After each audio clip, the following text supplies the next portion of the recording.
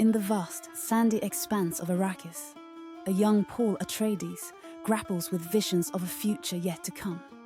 But the sands of Arrakis hold more than just the precious spice melange. They contain profound philosophical insights that resonate with the ancient wisdom of Stoicism. Today, we're going to explore how the concepts of control, fate, and power in Dune align with Stoic philosophy, and what this means for the characters and for us. So, what exactly is Stoicism? Born in ancient Greece and later embraced by the Romans, Stoicism is a school of thought that emphasizes self-control, rationality, and acceptance of life's challenges. The Stoics believed that by mastering our internal reactions, we could find peace and wisdom in a chaotic world. Sound familiar?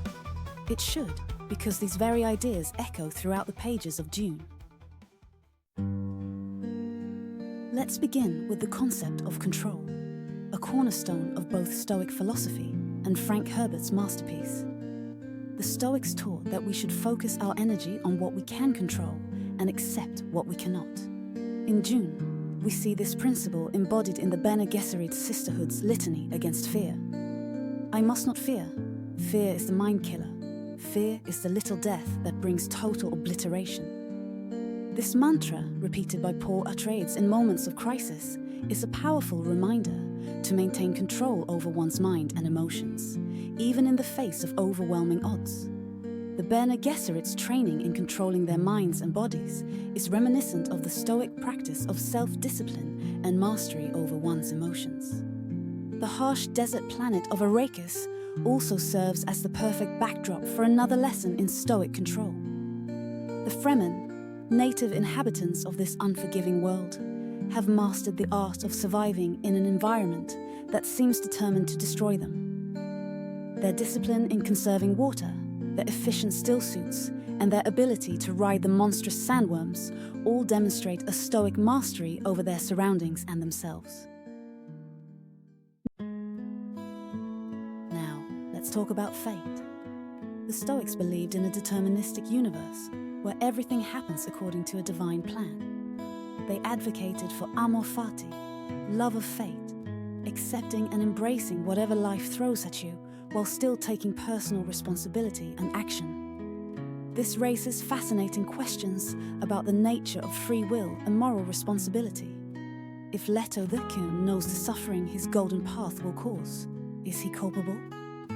If Paul can see the jihad that will be launched in his name, is he responsible for it? He sees the future, but is it set in stone? Can he change it? Should he even try? Paul's journey mirrors the Stoics' approach to fate. He doesn't simply accept his visions passively, but neither does he rail against them. Instead, he works within the framework of what he sees, trying to find the best path forward. This is reminiscent of the Stoic philosopher Epictetus, who said, "Do not seek for things to happen the way you want them to. Rather, wish that what happens happen the way it happens, then you will be happy." In Dune, we see characters wrestling with this idea, particularly as they face the harsh realities of political intrigue and environmental challenges. This mirrors the Stoic concept of the dichotomy of control. The Stoics taught that some things are up to us, like our judgments and actions, while others are not, such as external events or the actions of others. In Dune, this principle is put to the ultimate test. Can one control their fate when prescience shows a predetermined future? But Dune doesn't just echo Stoic ideas, it challenges and expands upon them. Take Leto II and his golden path. In accepting a fate that transforms him into a monstrous tyrant, Leto II pushes the boundaries of Stoic acceptance to their limit. He embraces a predetermined role for the greater good, sacrificing his humanity in the process. This raises profound questions about the nature of fate, free will, and moral responsibility that go beyond traditional Stoic thought. The Stoic emphasis on virtue as the highest good is also reflected in Dune's exploration of power. For the Stoics, true power came from within, from cultivating wisdom, justice, courage, and self-control. External power, wealth, and status are seen as indifference, things that don't inherently contribute to a good life.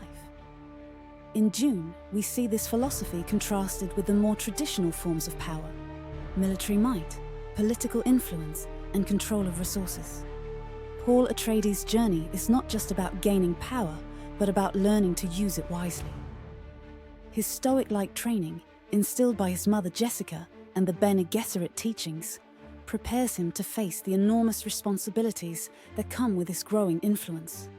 The novel asks us to consider: what is the true nature of power? Is it external control over others, or internal mastery of oneself? And also, who truly holds the power? Is it the Emperor, with his armies and political machinations? Is it the Spacing Guild, controlling interstellar travel? Or is it Paul Atreides, who learns to master himself, and in doing so, shapes the destiny of the universe? The Stoics would argue that Paul's internal mastery is the truest form of power, a power that can't be taken away by changing circumstances. Consider the environment of Arrakis itself. The Fremen have learned to thrive in conditions that would break most people.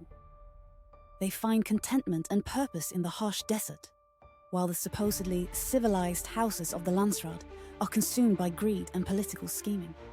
Their ability to adapt and endure mirrors the Stoic virtue of fortitude. As Marcus Aurelius wrote, "You have power over your mind, not outside events. Realize this, and you will find strength." The Freemen embody this principle, finding strength not in controlling their environment, but in controlling their response to it. The ecological themes in Dune also resonate with Stoic philosophy. The Stoics emphasized living in harmony with nature, and in Dune, we see the consequences of trying to control or exploit the natural world.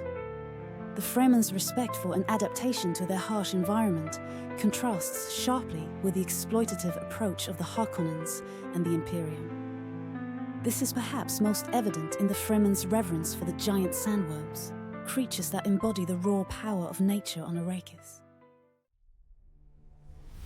As we wrap up our journey through the sands of Arrakis, it's clear that the philosophy of Stoicism runs deep in the veins of Dune.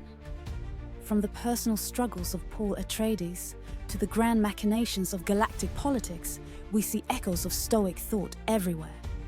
Through its exploration of control, fate, and power, the novel invites us to consider our own relationship with these fundamental aspects of the human experience. Dune reminds us that in a universe of uncertainty and change, the only true control we have is over ourselves. It challenges us to face our fears, accept our fate, and find strength in adversity. Whether you're navigating the treacherous dunes of Arrakis or the challenges of everyday life, the principles of Stoicism offer a powerful framework for not just surviving, but thriving. So the next time you find yourself facing your own personal sandworm, remember the wisdom of both the Stoics and the Fremen. Control what you can, accept what you can't, and always keep moving forward. After all, in the words of Frank Herbert himself, the mystery of life isn't a problem to solve, but a reality to experience. And that, perhaps, is the most Stoic idea of all.